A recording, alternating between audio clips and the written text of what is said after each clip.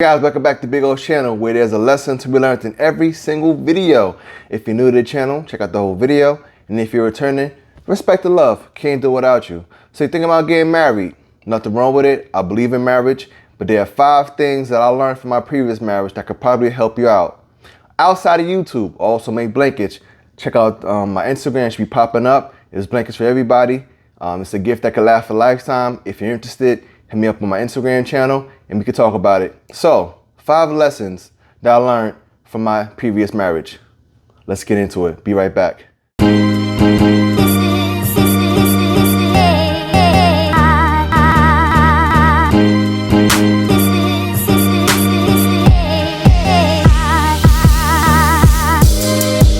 Back to the channel. So, 5 things I learned from my previous marriage. Lesson number 1.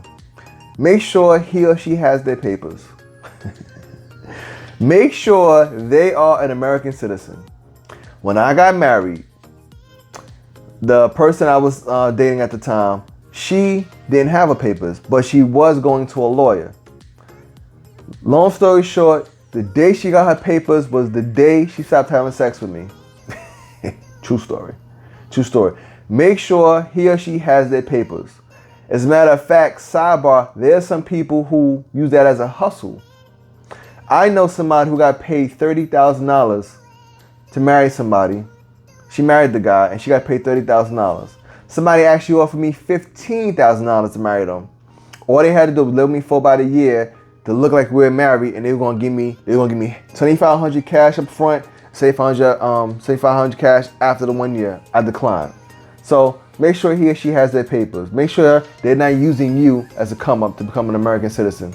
Lesson number 2. Make sure you guys are on the same page when it comes to your finances. If one person likes to spend money, one person likes to save, one person is good with paying bills, one person isn't, it's going to be a recipe for a disaster.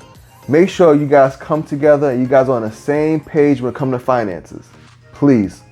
If you're going to get married, this has got to be a focal point, because most marriages fail because lack of money and infidelity, but really lack of money. That's one of the number 1 reasons why most marriages fail.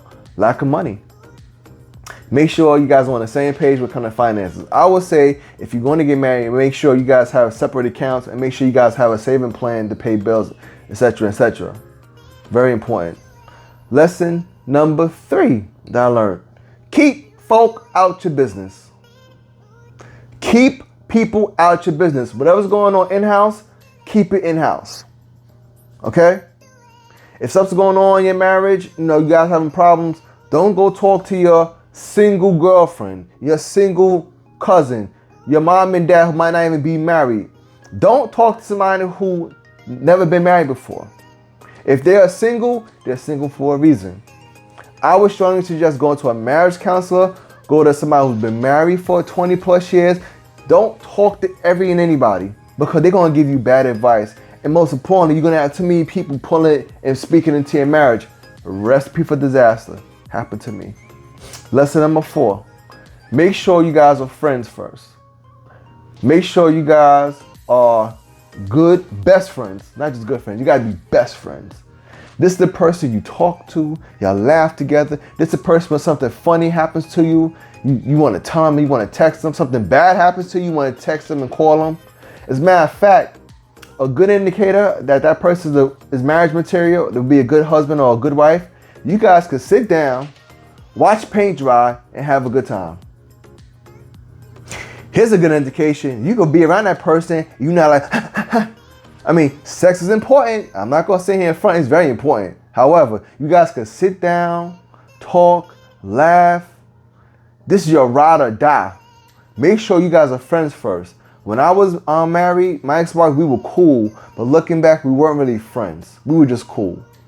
Looking back, it seemed like we were friends, but she wasn't really my friend. She was an opportunist. Make sure you guys are friends first. Extremely important. And last but not least, lesson number 5, make sure you guys speak about your spiritual goals.